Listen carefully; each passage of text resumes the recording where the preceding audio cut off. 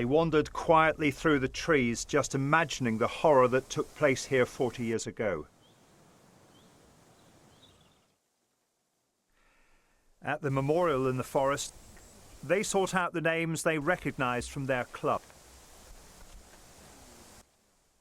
346 people were killed when a Turkish Airlines DC-10 came down in 1974. At the time, it was the world's worst air disaster.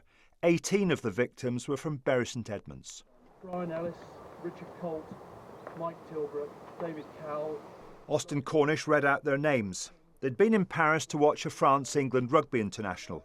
Because of a baggage handler strike, they switched planes for their flight home.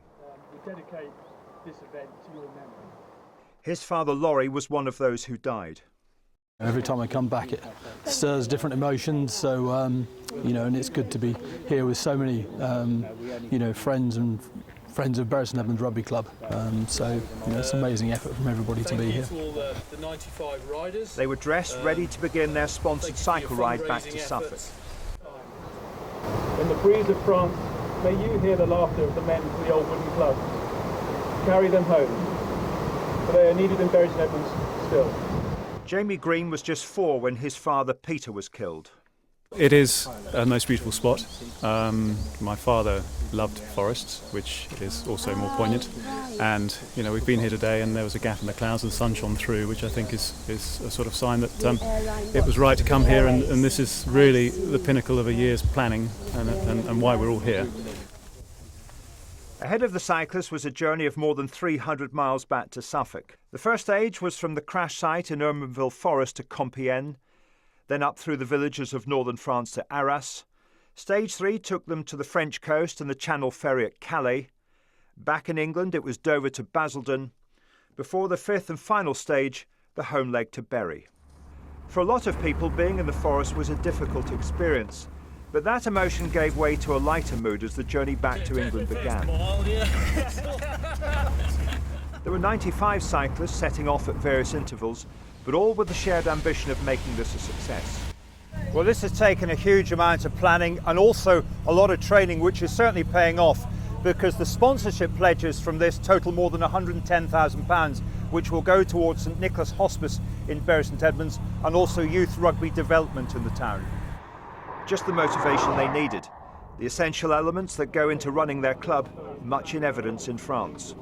Fantastic work by all the cyclists, but behind every sort of great team of cyclists is a great team of volunteers. The other people have done loads of Well, we all work, started yes. off our married lives doing lunches at the rugby club, so no different, you know.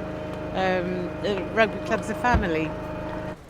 Which was proved when they arrived in Compiègne, Bury's twin town, where Joan of Arc was captured in the 15th century. They were greeted at the town's rugby club. Specials, because they were from Bury St Edmunds, with the same town as Compiègne, with the jumelage, and they are from the rugby club, and we are a rugby club. And it's very important to have this friendship.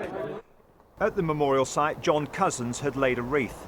He was with the rugby party on that fateful trip, but along with 2 others had stayed on in Paris. Being able to help out here was very important. You wonder why you were spared and not the others. But no, I've never felt guilty about it, just happy to be here. Along the way, there were a few minor scrapes, grazes and bumps to be tended to. But Mandy Rush undaunted, despite slipping off on a roundabout. It means a huge amount. I spent most of my childhood doing rugby teas in the old club house years ago, so it's lovely to be here now to support them all. 77-year-old club president Jerry Howden also came a cropper. French roads, no respecter of authority. No, absolutely. But the spirit of Bury St Edmunds Rugby Club shone through. Those who died here 40 years ago would surely be very proud of what's being done to keep alive their memory. Malcolm Robertson, ITV News, France.